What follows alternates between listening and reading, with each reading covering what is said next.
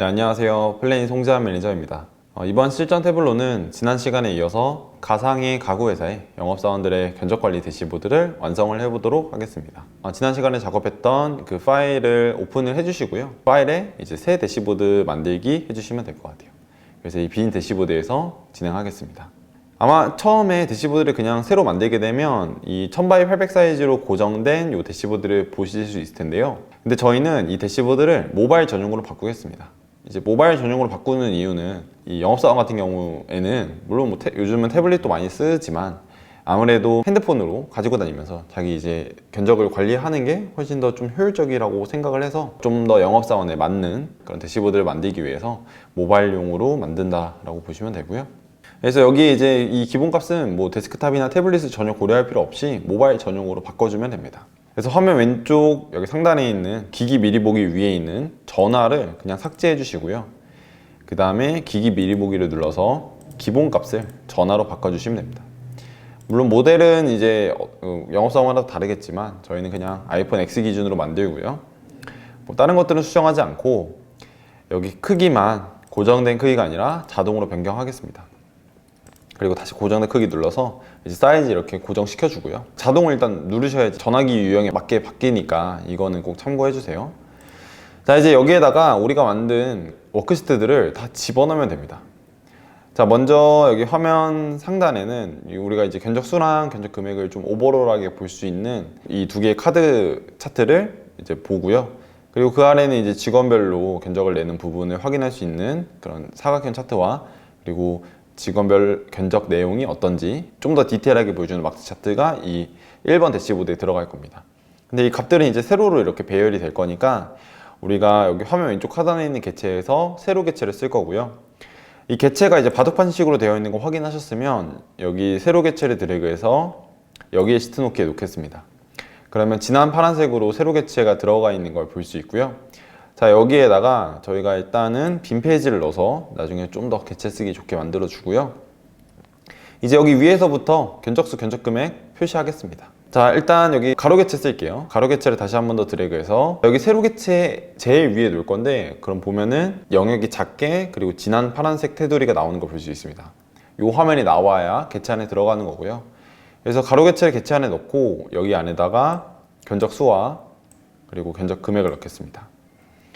근데 이제 견적수, 견적금액 다 이 뷰 안에 제가 글자를 써놨기 때문에 제목은 필요 없거든요. 그러면 제목에 마우스 오른쪽 클릭한 다음에 제목 숨기기 모두 눌러주시고요.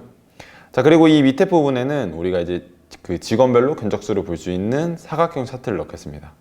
그래서 직원별 견적수 드래그해서 이렇게 놔주시고요. 여기 색상 범례가 같이 들어가는데 이 색상 범례는 볼 필요가 없거든요. 이제 색상 범례는 제거해 주시면 됩니다. 자, 그 다음에 이 밑에는 이 직원별로 그 견적에 대한 내용을 디테일하게 볼 수 있는 이 막대 차트를 표현했기 때문에 이렇게 막대 차트를 놔주시고요. 얘도 색상 범례 어차피 레이블로 다 보여지기 때문에 지워주겠습니다. 그리고 세로 객체 안에 우리가 이제 넣을 항목들을 다 넣기 때문에 빈 페이지는 지워서 깔끔하게 표현해 주고요. 자, 여기에서 사이즈는 저희가 좀 조정을 하겠습니다. 이 직원별 세부 견적도 제목을 볼 필요가 없고 견적수도 볼 필요 없어요. 이런 부분들도 저희가 이미 사전에 다 커뮤니케이션 됐다고 가정을 하고 만든 거기 때문에 따로 표현하지 않아도 괜찮습니다. 이 시트의 이름은 우리가 직원별 견적관리라고 쓰겠습니다. 직원별 견적관리라고 대시보드 이름을 쓰고요. 화면 왼쪽 하단에 있는 대시보드 제목 표시를 클릭을 해서 직원별 견적관리라는 제목을 꺼내겠습니다. 근데 이 제목은 우리가 이제 모바일에서 볼 거기 때문에 이 글자 크기보다 조금 더 사이즈를 줄여줄게요. 제목 더블 클릭해서 사이즈를 15로 줄여주고요. 그리고 얘를 볼드 처리해서 표현해 줄게요. 자, 그리고 이제 우리가 여기서 이제 디테일한 수정을 대시보드에 맞게 해주면 되는데 이 대시보드를 봤을 때 네모가 좀 커지면 좋겠죠. 그래서 빈 화면을 꽉 찰 수 있게 네모의 크기를 좀 키워주겠습니다. 시트에서 직원별 견적수를 바로 클릭해도 되지만 여기 화면 사이드바에서 직원별 견적수 시트 바로 가기 버튼 누르면 또 이제 이동이 가능합니다.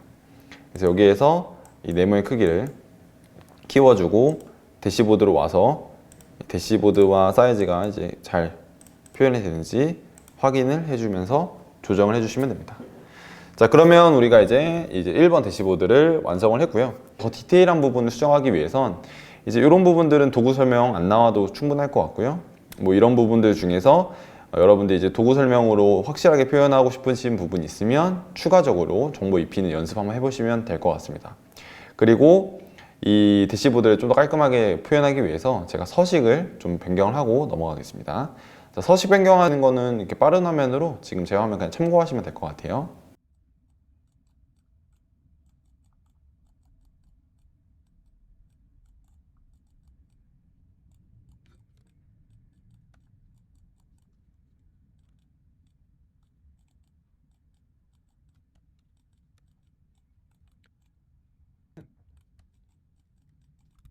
자, 이렇게 서식도 변경을 했습니다. 자, 여기에 이제 저희가 나중에는 동작을 넣어서 인터랙티브하게 대시보드를 쓸 건데요. 일단 그거는 대시보드 다 만든 다음에 진행을 하기 위해서 우선은 이제 2번 시트로 넘어갈게요. 자, 이 시트를 그냥 복제한 다음에 사용하면 좋을 것 같아요. 자, 시트 탭에 있는 직원별 견적 관리 시트에 마우스 오른쪽 클릭, 그리고 복제 클릭하시고요. 자, 우리가 이 시트 이름은 고객별 세부 견적 관리 이렇게 써볼까요? 자, 그리고 여기에서는 이제 여기 들어간 시트들을 다 밖으로 빼겠습니다.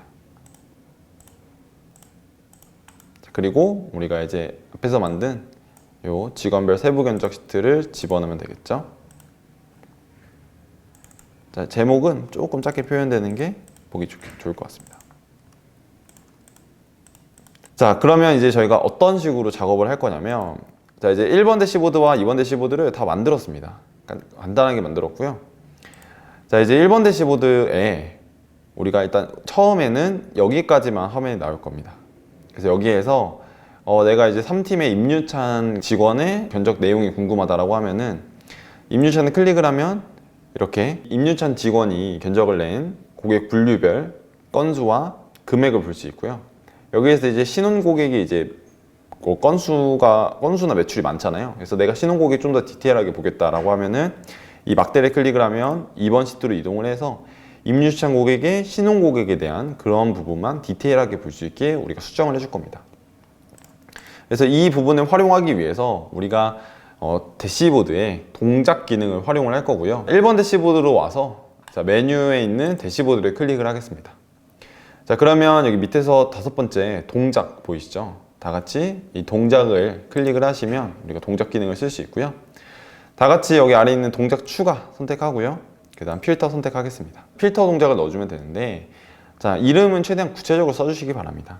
자, 저희는 일단 어떤 작업을 먼저 할 거냐면, 여기에 이제 직원별 견적수를 클릭을 하면 숨겨져 있던 세부 견적이 나올 수 있는 작업을 할 겁니다. 그래서 직원별 견적수 세부 견적 이렇게 이름을 써주고요. 자, 이 시트의 내용은 우리가 원본 시트에서 직원별 견적수를 클릭을 하면 그러면 선택이겠죠. 우리가 세부 견적을 보는데 처음 화면에서는 이 세부 견적이 나오면 안 됩니다. 그렇기 때문에 우리가 선택 내용을 지울 결과는 모든 값을 제외로 선택하겠습니다. 그럼 얘가 객체에 들어있는 이 시트를 아무것도 선택하지 않았을 때는 값이 안 보이게 될 거고요. 이 중에서 무언가를 하나 선택했을 때 값이 보이게 편집해 줄 수 있습니다.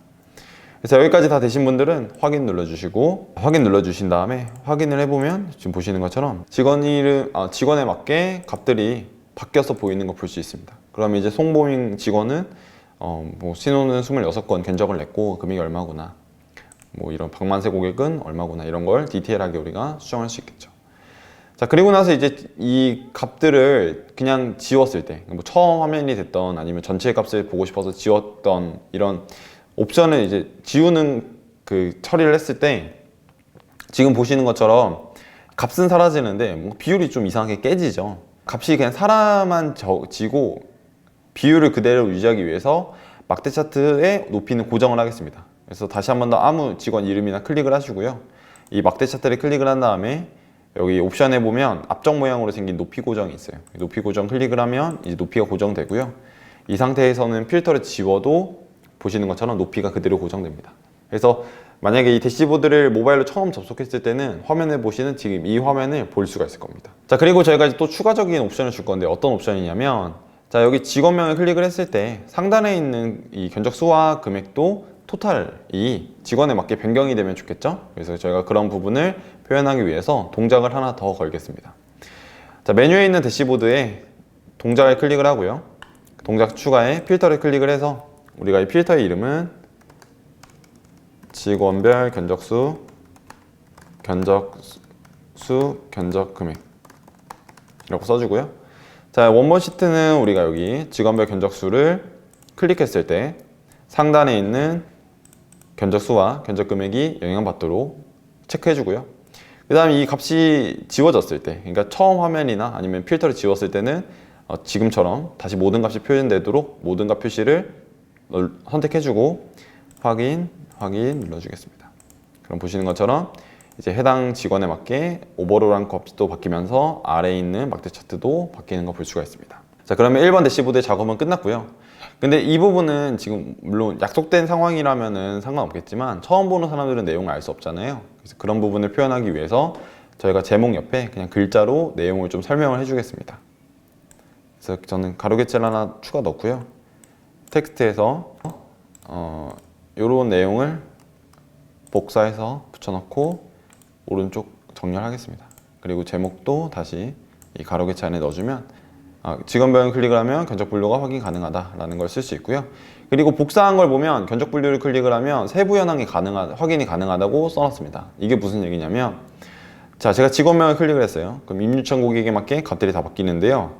자, 여기에서 이제 신혼 고객에 대한 디테일이 궁금할 수 있단 말이에요. 그러면 이 신혼 고객 막대를 클릭을 하면 2번 대시보드로 이동할 수 있게 제가 작업을 걸 겁니다. 그래서 1번 대시보드로 돌아와서요. 자, 다시 한 번 더 동작을 걸겠습니다. 그래서 메뉴에 있는 대시보드에서 동작 클릭을 하고요. 자, 그다음 동작 추가를 누른 다음에 자, 여기서는 저희가 필터 선택하겠습니다. 그리고 필터에서 직원별 세부 견적에서 고객별 세부 견적으로 이동할 수 있게 필터를 걸겠다 써주고요. 자, 여기서는 원본 시트가 직원별 견적수가 아니라 직원별 세부 견적이겠죠.